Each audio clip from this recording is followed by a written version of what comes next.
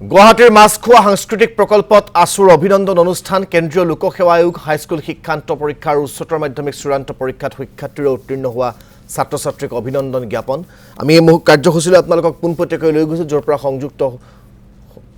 হৈ আছে আমাৰ সাংবাদিক অনুপজ্যোতি নাথ এই মুহূৰ্তত সেই কাৰ্যসূচীত ভাষণ প্ৰদান কৰি আছে সভাপতি উৎপল শৰ্মাই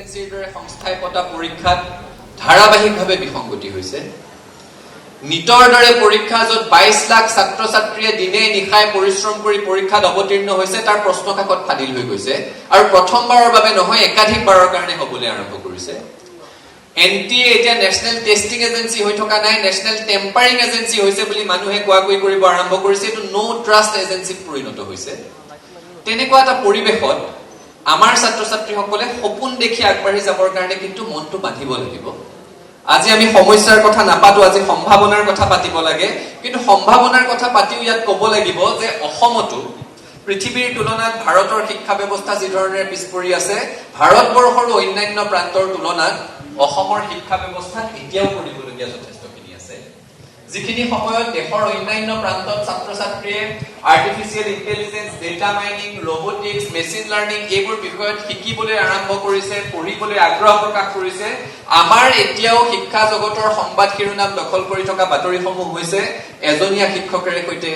প্ৰাথমিক বিদ্যালয় চলি আছে একেটা শ্ৰেণী কোঠাত 4টা 5টা শ্ৰেণীৰ পাঠদান চলি আছে বানপানী আহিছে নথিপত্ৰ নোহোৱা হৈ গৈছে স্কুলৰ নাম নিশান নোহোৱা হৈ গৈছে সেইটো হৈছে পৰিৱেশ সেই পৰিৱেশত সপোন দেখি আগবাঢ়ি যাবৰ কাৰণে ছাত্ৰ ছাত্ৰীসকলক আমি অগ্ৰজ প্ৰজন্মটোৱে শিক্ষাগুৰুসকলে অভিভাৱকসকলে অনুপ্ৰাণিত কৰিব লাগিব সংস্থাপনৰ দিশতো একেই কথা এই ছাত্ৰ ছাত্ৰীসকল যিয়ে উচ্চতৰ মাধ্যমিক উত্তীৰ্ণ হৈছে এতিয়াৰ পৰা তেওঁলোকৰ প্ৰতিযোগিতাৰ দৌৰখন আৰম্ভহে হ'ব সংস্থাপন লাভৰ দৌৰখন আৰম্ভহে হ'ব আমি যদি অসমৰ সংস্থাপনৰ দিশটোত চাওঁ এটা কথা সকলোৱে মনত উপলব্ধি কৰি আগবাঢ়ি যাব লাগিব যে চৰকাৰী খণ্ডত যিমান চাকৰি আছে নিবনুৱাৰ সংখ্যা তাতকৈ বহু গুণে বেছি চৰকাৰী চাকৰিৰে সৈতে নিবনুৱাৰ সংস্থাপন নহয় যিখিনি সময়ত অসমত এটা পৰিৱেশ আহিছে সকলোৱে সাধুবাদ দিছে যে পইচা নিদিয়াকে আজিকালি চাকৰি পাব পাৰি চৰকাৰে 1.5 লাখ চাকৰি দিছে ঠিক আছে 1.5 লাখ চাকৰি দিয়াটো ডাঙৰ কথা সাধুবাদৰ কথা কিন্তু বুনিয়াদী প্ৰশ্নটো আমি পাতিব লাগিব যে এতিয়াও 25 লাখতকৈ বেছি পঞ্জীয়ন কৰা নিবনুৱা আছে পঞ্জীয়ন নকৰাটো আৰু আছে আৰু যিখিনি সময়ত 1.5 লাখ চাকৰি দিবৰ কাৰণে 5 বছৰ সময় লাগে কেৱল গুৱাহাটী বিশ্ববিদ্যালয়ৰ এটা ষান্মাসিকত 65,000 পৰা 67,000 ছাত্ৰ ছাত্ৰী পৰীক্ষাত অৱতীৰ্ণ হয় প্ৰতি বছৰে অসমৰ গোটেইকেইখন বিশ্ববিদ্যালয়ে 1 লাখকৈ নতুন গ্ৰেজুৱেট সৃষ্টি কৰি আছে অৰ্থাৎ শিক্ষিত নিবনুৱাৰ সংখ্যাটো বাঢ়ি গৈ আছে তাৰ পৰা পৰিত্ৰাণৰ উপায় কি সেই কথাটো আজি আমি এনেকুৱা মঞ্চসমূহতে চিন্তন মন্থন কৰ্ষণ কৰিব লাগিব উপায় কি উপায় হৈছে সংস্থাপনমুখী পাঠ্যক্ৰমেৰে সৈতে আগবাঢ়ি যোৱাৰ কাৰণে এতিয়া নতুন শিক্ষা নীতি আহিছে আমি এটা কথা প্ৰতি বছৰে ইয়াত পাতো আমাৰ গোটেই জাতিটো বহু দশক এটা অপ্ৰয়োজনীয় বিতৰ্কৰ মাজত আমি পাৰ কৰিছো সেই বিতৰ্কটো আমিও শুনি আহিছো আমাৰ অগ্ৰজ প্ৰজন্মইও শুনি আহিছে মই দৃঢ় বিশ্বাসী ইয়াত থকা অভিভাৱক অভিভাৱিকাসকলেও ঘৰত এবাৰ হলেও সেই কথাটো পাতিছে সেই বিষয়টো হৈছে সায়েন্সত পঢ়া ল'ৰা ছোৱালী বেছি চোকা নে আৰ্টছত পঢ়া ল'ৰা ছোৱালী বেছি চোকা নে কমাৰ্চত পঢ়া ল'ৰা ছোৱালী বেছি চোকা সকলোৱে ঘৰত সৰুৰ পৰাই কথাটো শুনি শুনি ডাঙৰ হৈছো এই বিতৰ্কত ইচ্ছাকৃত অনিচ্ছাকৃতভাৱে আমি সকলোৱে ভাগ লৈছো কিন্তু যিখিনি সময়ত আমি অসমত আৰ্টছত পঢ়া ল'ৰা ছোৱালী বেছি চোকা নে সায়েন্সত পঢ়া ল'ৰা ছোৱালী বেছি চোকা সেইটো আলোচনা কৰি থাকিলো সেইখিনি সময়তে দেশত নতুন শিক্ষা নীতি আহিল এতিয়া ৰাষ্ট্ৰীয় শিক্ষা নীতি হ'ল ৰাষ্ট্ৰীয় শিক্ষা নীতিয়ে উচ্চ শিক্ষাত কলা বিজ্ঞান বাণিজ্যৰ সাধাৰণ শ্ৰেণী বিভাজনবোৰ নোহোৱা কৰি উচ্চ শিক্ষাক একাকাৰ কৰি আগবঢ়াই লৈ যাব বিচাৰিছে তেনে প্ৰেক্ষাপটত বহু পৰম্পৰাগত সংস্থাপনৰ পথৰ বিলুপ্তি ঘটিব আৰু নতুন নতুন পথৰ সৃষ্টি হ'ব আমাৰ ছাত্ৰ ছাত্ৰীসকলে কোনবোৰ বিষয় পঢ়া শুনা কৰিলে কোনটো দিশেৰে আগবাঢ়ি গলে ভৱিষ্যতে একোজন ডিগ্ৰীধাৰী নিবনুৱা হ'ব নালাগিব সংস্থাপন পাব তাৰ কাৰণে পৰ্যাপ্ত কেৰিয়াৰ কাউন্সেলিঙৰ প্ৰয়োজন আছে আৰু সেইটো হাইস্কুল পৰ্যায়ৰ পৰা আগবঢ়াই লৈ যাব লাগিব আৰু সেই কাৰণে আমি এই মঞ্চখনৰ পৰা চৰকাৰক দাবী জনাব বিচাৰিছো যে অসমৰ প্ৰতিখন হাইস্কুল প্ৰতিখন মহাবিদ্যালয়ত কেৰিয়াৰ কাউন্সেলিঙৰ কাৰণে পৰিকল্পিত ব্যৱস্থা ল'বলৈ আৰম্ভ কৰিব লাগে এই কথাটোৰ দাবী এই কাৰণে উত্থাপন কৰিছো বহু মহাবিদ্যালয়ত কিছুমান ব্যতিক্ৰম আছে বেছিভাগ মহাবিদ্যালয়তে কেৰিয়াৰ কাউন্সেলিং সেল এটা নেকৰ এছেছমেণ্টৰ আগে আগে ৰুম এটা ৰং চং কৰি সজাই দিয়ে, সন্মুখত বৰ্ড এখন লগাই দিয়ে, নেকৰ এছেছমেণ্টটো শেষ, কেৰিয়াৰ কাউন্সেলিঙো তাতে শেষ হৈ যায়।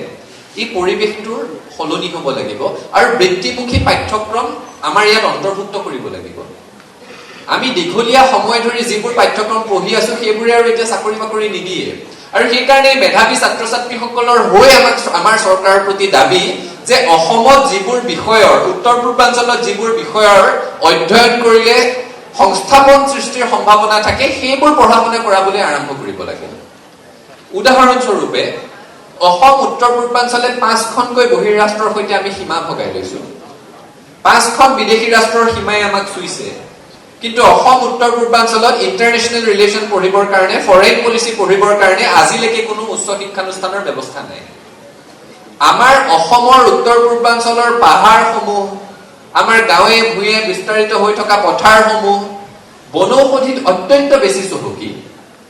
কিন্তু অসমত বনৌষধি গৱেষণাৰ কাৰণে কোনো পৰিকল্পিত আঁচনি কেতিয়াও নহল, বনৌষধি গৱেষণা প্ৰতিষ্ঠান এখন নহল। আমি আজি এই মঞ্চৰ পৰা দাবী জনাব বিচাৰিছো যে এইবাৰ কেন্দ্ৰীয় বাজেটত চৰকাৰে কৈছে all India institute of Ayurveda তেওঁলোকে 3খন স্থাপন কৰিব বিচাৰিছে, অসমতো এখন স্থাপন কৰিব লাগে বুলি আমি দাবী জনাব বিচাৰিছো। আৰু সৰুৰ পৰা পঢ়ি আহিছো, এই ছাত্ৰ ছাত্ৰীসকলেও সমাজ অধ্যয়নৰ পাঠ্যক্ৰমত পঢ়ি আহিছে যে অসম খনিজ সম্পদত চহকী। খনিজ সম্পদত চহকীটো ঠিকেই পঢ়ি আহিছো, কিন্তু সেই খনিজ সম্পদক লৈ অসমৰ সম্ভাৱনা সম্পৰ্কে গৱেষণাৰ কাৰণে, অধ্যয়নৰ কাৰণে, সংস্থাপন সৃষ্টিৰ কাৰণে পৰিকল্পিতভাৱে মাইনিং ইনষ্টিটিউট গঢ়ি তোলাৰ আজিলৈকে কোনো কুচকাৱাজ নচলিল। সেই কামবোৰো আমি কৰিব লাগিব, আগবঢ়াই লৈ যাব লাগিব। এতিয়া ছাত্ৰ সন্থাই এটা নতুন ধাৰণাৰ কথা ক'বলৈ আৰম্ভ কৰিছো, সেইটো হৈছে ইণ্ডাষ্ট্ৰি একাডেমিয়া লিংকেজ। আমাৰ অসমত আমি সকলোৱে দেখিলো এডভান্টেজ আছাম 2.0 আহিছিল, 5 লাখ কোটি টকাৰ বিনিয়োগৰ কাৰণে চুক্তিবদ্ধ হল। এতিয়া এই বিনিয়োগৰ ফলত উদ্যোগৰ সৃষ্টি হ'ব, এই উদ্যোগসমূহে সংস্থাপনৰ সৃষ্টি কৰিব, কিন্তু আমাৰ প্ৰশ্নটো হ'ল যিবোৰ সংস্থাপন সৃষ্টি হ'ব সেই পদসমূহ পূৰাব পৰাকৈ দক্ষ মেধাৱী ছাত্ৰ ছাত্ৰী আমাৰ মাজৰ পৰা ওলাব নে নোলায়? ওলাব লাগিব। আৰু তাৰ কাৰণে যিবোৰ বিষয়ত অধ্যয়ন কৰিলে, যিবোৰ বিষয়ত ডিগ্ৰী থাকিলে আমাৰ ছাত্ৰ ছাত্ৰীয়ে সেই পদসমূহত চাকৰি বাকৰি কৰিব পাৰিব, সেই বিষয়সমূহ আমাৰ মহাবিদ্যালয়সমূহত, আমাৰ বিশ্ববিদ্যালয়সমূহত পঢ়াবলৈ আৰম্ভ কৰিব লাগে। আমি নিবিচাৰো যে কেৱল 3য় বৰ্গ 4ৰ্থ বৰ্গৰ পদকেইটাই অসমৰ ল'ৰা ছোৱালীয়ে পাওক, সেইবোৰ চাকৰিও জৰুৰী, কিন্তু এনেকুৱা এটা পৰিৱেশৰ আমি কোনেও কল্পনা কৰিব নিবিচাৰো যে কোনোবা মহাৰাষ্ট্ৰৰ পৰা, দিল্লীৰ পৰা, অন্ধ্ৰপ্ৰদেশৰ পৰা অহা বাবু এজন তাত বহি থাকিব, সেই বাবুজনে আপোনালোকক দেখুৱালো মাছখোৱা সাংস্কৃতিক প্ৰকল্পৰ পৰা সদৌ অসম ছাত্ৰ সন্থাৰ যি বিশেষ অভিনন্দন অনুষ্ঠানৰ আয়োজন কৰা হৈছে, সেই কাৰ্যসূচীৰ দৃশ্যাংশয়া কেন্দ্ৰীয় নেতৃত্ব মুখ্য উপদেষ্টা সমজ্জল কুমাৰ ভট্টাচাৰ্য, সভাপতি উৎপল শৰ্মা, সাধাৰণ সম্পাদক সমীৰণ ফুকনকে ধৰি কেন্দ্ৰীয় সমিতিৰ কৰ্মকৰ্তা বিষয়ববীয়াসকলক দেখিবলৈ পোৱা গৈছে। এয়া কৃতি ছাত্ৰ ছাত্ৰীসকলক তেওঁলোকে আজি অভিনন্দন জ্ঞাপন কৰিছে, সম্বৰ্ধনা জনাইছে।